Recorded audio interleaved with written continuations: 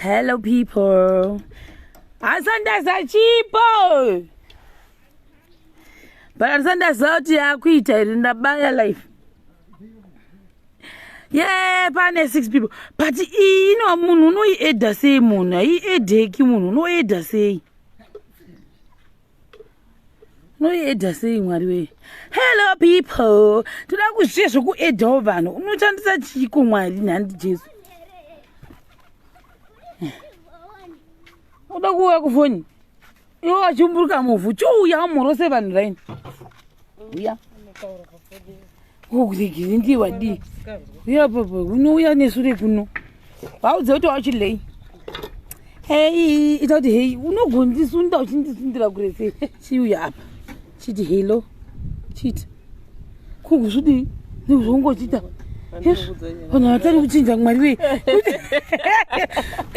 Nene performance yangu chitapa. Muri sei uyo Chipo arapo yo. Chipoti zviri sei machimarienzi. Zviri sei machimarienzi. Kuri sei kwa muri mese. Yeah. Kuri sei Nyamapanda kupisa kudai. Iwo unoenda iwe raini wandizonisa sia mvura yangu. Raini ka. Waona nemvura yangu shamwari yako. Ayapa. Nantura kapuko. Aiwanga mwiri munhu. Kuri koko vanhu handisi kuona bhatani rekueda 300 people.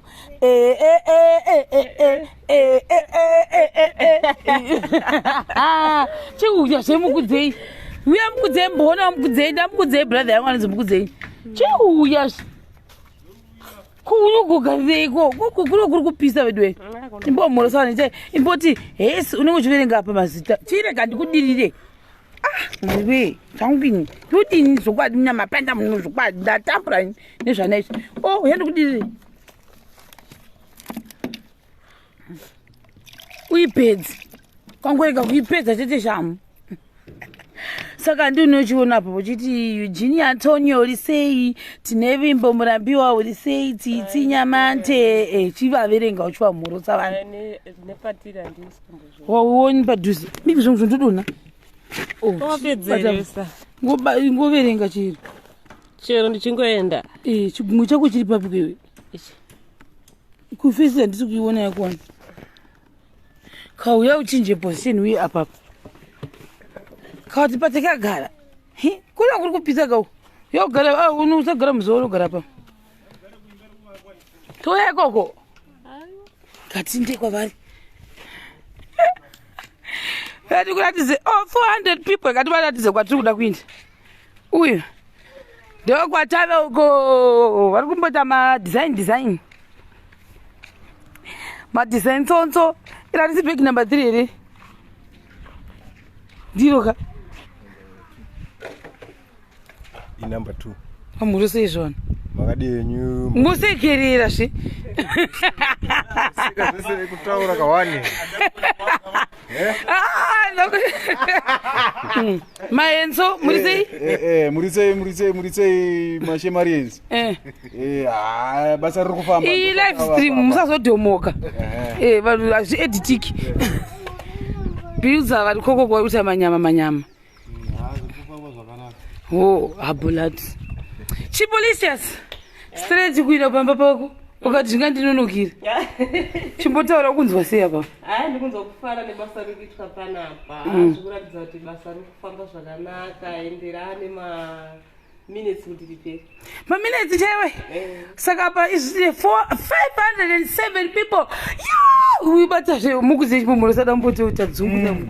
Madini. MSU student. MSU. Asapota chi Manchester. Vakomona Manchester. Mani. Uya anonzi mukudzei nyaso waradza. Chibvisa uyeti wanyasokura. Uya anonzi mukudzei guys. Uyu ndianotedzana na Diamond uyu.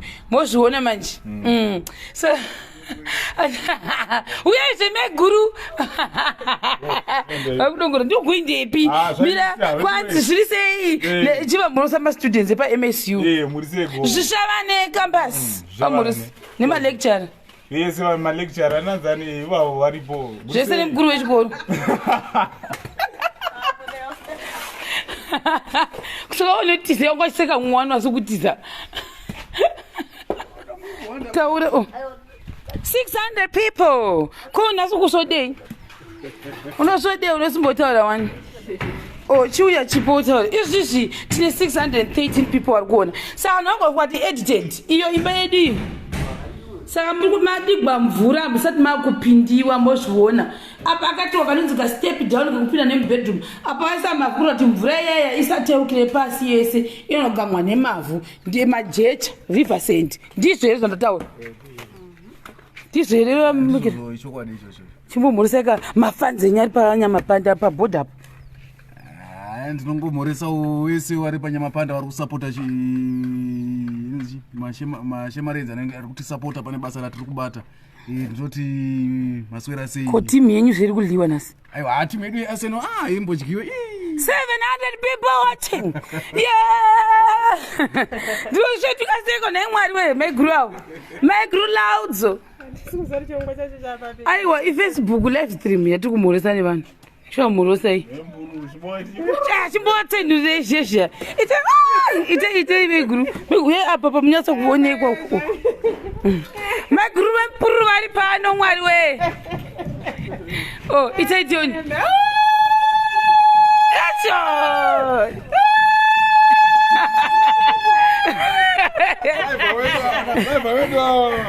tinawo ndidriver manyama anonzi Peter udzo mapitere apantarawo zvakachimanyama yachipo chitaura tivi chivatenda zvekuti ndakuonai vanhu chibata pa ndinyatsoita ini dzungu sabusa shoka dzangu dzeshena kuri kupisa gaizi maiku kwazi kuno kuri kupisa handisi kuda kana kunyeberai tambozama kuda kuti fambe bhatika pakaipa tatozotsvaka kuti titoona kuti kutotizvitova otherwise unogona kutongokona apa mutokuda ziya kuti kwamborehwera 41 degrees celsius kamuzonoresva zvivi saka gaizika handidi kurevera nhema kuri kubhena munhu ndofunga tapinda mvura haminoti wahwe chingani saka patatozoita zvekuti gatite zvekuisa matauro mumvura ndokutoti ufile zvinane otherwise hasi kana kutombodakadza icho chimusikana changu chakanngwanangwana chasvika manje uri sei mama waripiko hasi wandaona vachinda pana baba ndiwo vaiko sei kuti tikuherchirya kanzitorya nei nhasi nebhinzi saka ndouya here saka ndouya here saka muri kutirongerezve paukenda hausi kuziva seizve saka tine pati here kana kuti something mune pati kupi budzi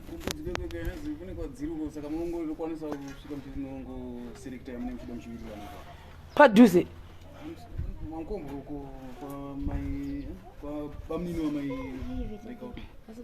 ya tauda kusvika 800 people ngatimboimbei chinonakidza uye papa maikira timbovaimbira manhasi isatadhekei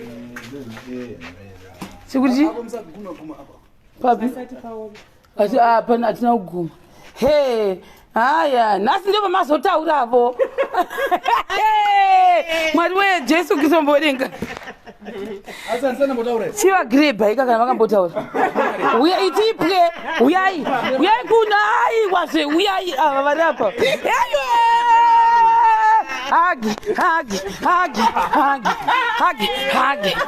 hagi chihagai bhebhi reizvi saka munhu kuti ahage bhebhi rakanda mari here icho zvinombochiza chinywa chite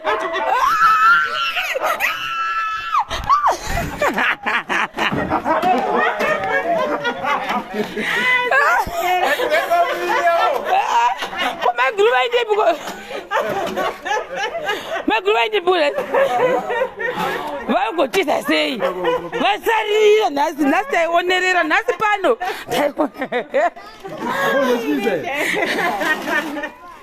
Guys, ngati titendeuza tikaiteredza si yakashata kufrandi kamera yefoni yangu yakashata saka guys tangoti kumhoresa tiri pano Chipo anonyara kutaura kuti handizivisi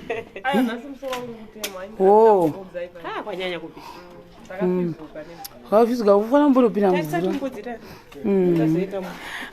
guys, thank you very much nekusapota Chipo. Tiri kuno sitakangomirirawo kuti vapedze zvavari kuita izvi. Washobva weobva atanga kupenda achingopedza then maybe tozokwanisa kusimuka. Saka maybe next week takatarisa iyi pamwe taitapedza kunoku hambozvona. Saka vanhu vazhinji vari kubvunza kuti baba vari kupindawo makomenti mamwe andiri kuona hobho. Baba vari kune imwe project iri kudomboshava think mese munoiziva takutoipedza ndofunga this week inenge yatopera. Saka takavasiya ikoko neimwe timu vakabatana ikoko uko ndokwavari. Hanzi muriona muri sei? Aiwa tiri right. Ehe vari kuona.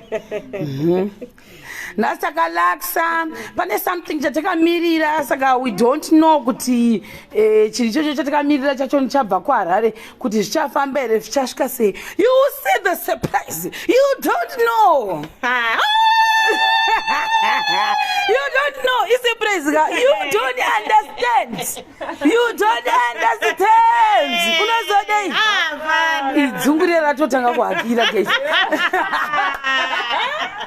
You see, vanhu vaindibvunza kuti hanzi zvoni vana vanenge vachibuda apa pamavidhiyo vane vaenda kuchikoro ikati vanenge vadzi hamukuda kuti isusu papa sina vana payapa vakangohwashotaura vese havamugona vanobva vatanga kutongouya vega. Hakuna munhu anonoti mwana kana kuti chakati kawo chakati pane pachingonakidza. Saka vana vanofarira zvinhu zvinonakidza. Nhasi iweekend saka tine chakana kuti zuva ratovira ndopamunozwana vese vanenge vaenda kuchikoro. Hamindi kuchikoro here?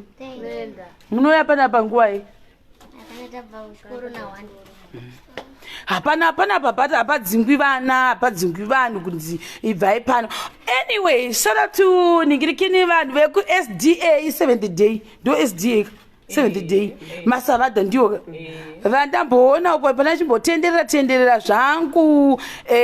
Ningirikini ndamboona kuti saka muno munyamapanda makavakwawo sei pamwe tikakoperawo madesigns saka tabva tapfuura pane imwe chechi taona ukoko vanhu vanga vatori panze. Muri sei masavadha ese ikoko? Muri sei vanhu vose vanombodimhoresa tiri pamashops nekumozambiki kune mamwe mafollowers ukoko? Takambosangana nevanhu vekumozambiki ka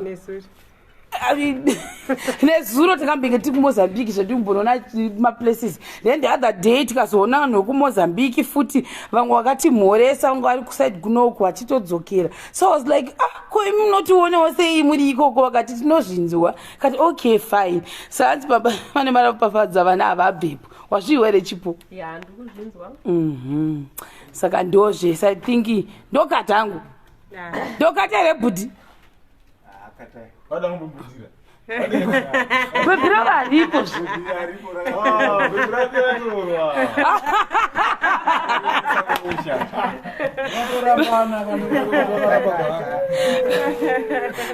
one kuti wakaramba muhago zuro mungaramba muhago here asi budi kusvodeni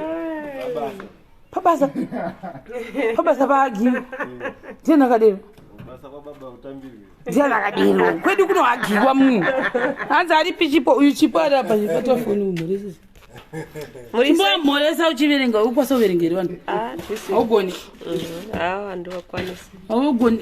Uyu ndiye munhu anonzi Clara moyo unotsva Margaret Dondo tauya ndo vane vari vanhu vacho ndozviziva hangu but ndiyapedzese kuyaverenga hanhu haugoni.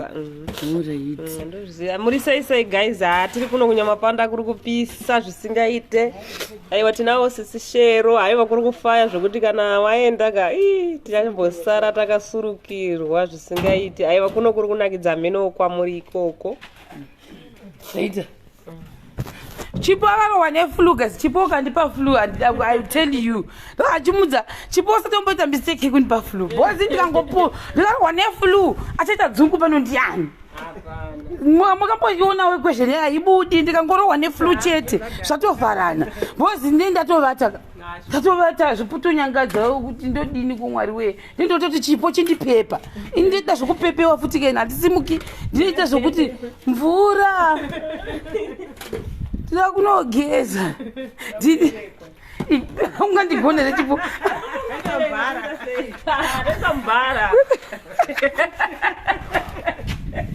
hai kana patikava first round anga ane flu futi kamuti chipo flu changwadi aukazoendere unourapwa flu yakwewe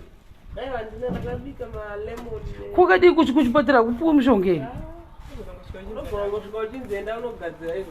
o maconcotion acho pamwe waigona kupawo vamwe mushonga saka chiflu yo yakukwadza asi I'm now praying kuti ndibve kuno ndisina kuibata because washipa yakaya kuno kwanga neflu uyu mukudzi ari kutaura kuti ane flu saka kuti imi maiguru mamune flu ane flu saka ini ndikangoatakwa nayo zvatovharana ndogoita sei mwari wei ndogodini ndipo ndiudzai ndogoita sei nditototora munhu kubva harare kuti akwire bhazi ayo gondidhiraivha saka guys ndiregai ndinde chega tingombomirira tione kuti zvatakamirira zuva rose iri zvadini.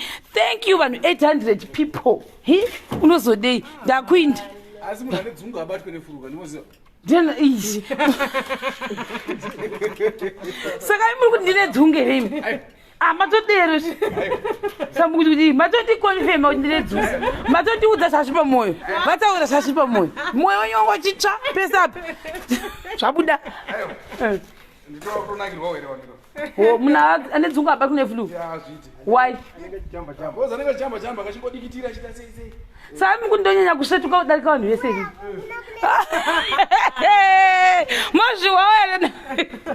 mozviwawo vanhu weha ini ndina nhasi maiguru ndaisvekutuka kupfuura vanhu vese rini zvifambi adizvi saka in other words komanjira ichi maiguru ngatirai chokwadi saka mofunga kuti imi maiguru imimi nedzungu rangu iri medese nedzungu rangu iyi ndiani murume ungada munhu nedzungu rakaita serangu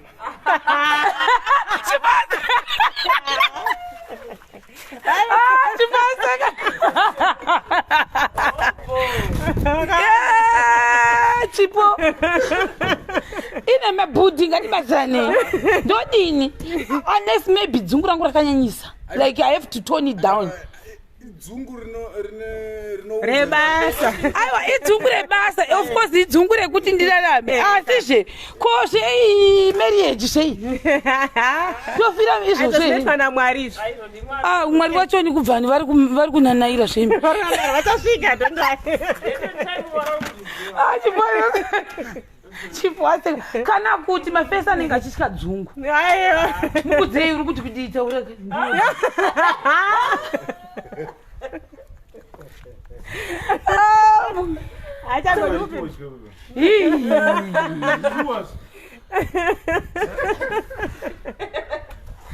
saka uri kuti anenge achitya kudi kupopotegwa here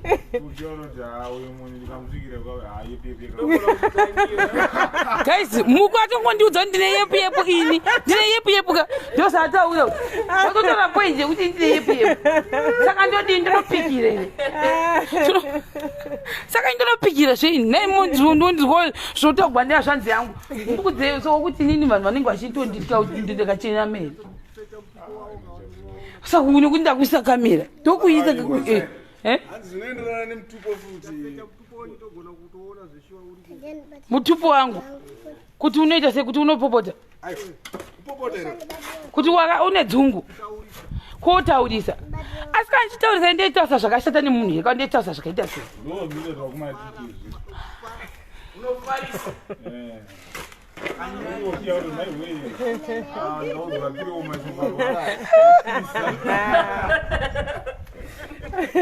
guys mukudziva nesaveji izvozvo kutotaura ndozvoda vanhu vachiotika kutotiza kuti handizozvigoni saka iyo mimi ayosei kuti kune varume vasingatodi vakadzi vanotaurisa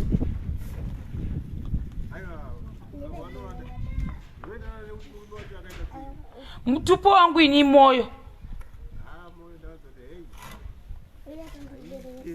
Kwaite pakuti kudi. Kulo murume chei hii guys.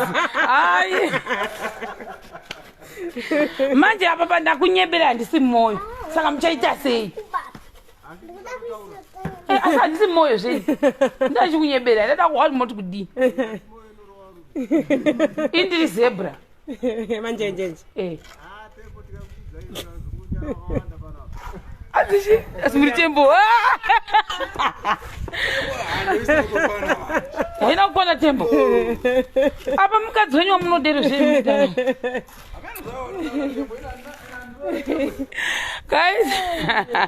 Guys, regai ndi. Rakati kati live ndide bye bye guys. Nakiwe.